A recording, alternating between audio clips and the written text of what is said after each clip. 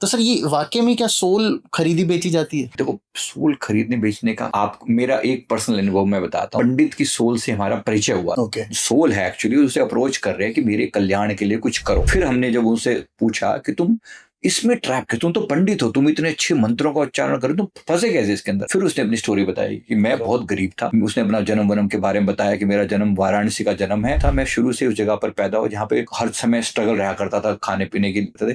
फिर मेरी जब एक समय के बाद, ये पुरानी बात बताई है, 1930 की बात कर रहे थे, जब मुझे कहीं से कुछ साधन ना मिले आजीविका का, तो मैंने कहा चलो मेरा तो फील्ड ही है, मैं तो हूँ ही पंडित।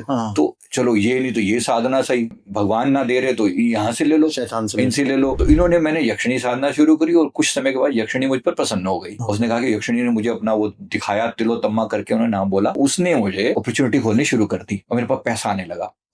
अलग अलग तरीकों से, कहीं से पैसा आ रहा है, कहीं से करके उसने रास्ते बताने शुरू किए। उसके बाद से अब मुझे लगा कि ये तो बड़ा मजेदार रास्ता है, तो बड़ा इजी है, कहीं से भी जुगाड़ हो जाता है। इस व्यक्ति ने ये कहा कि भाई मेरा, उसके बाद इसने मेरा मंदिर जाना भी छुटवा दिया, मेरे धर्म कर्म सब छुटवा दिया। उसने कहा सिर्फ मेरी बारे में मेरा मंत्र जाप करो, सिर्फ मेरी आराधना करो।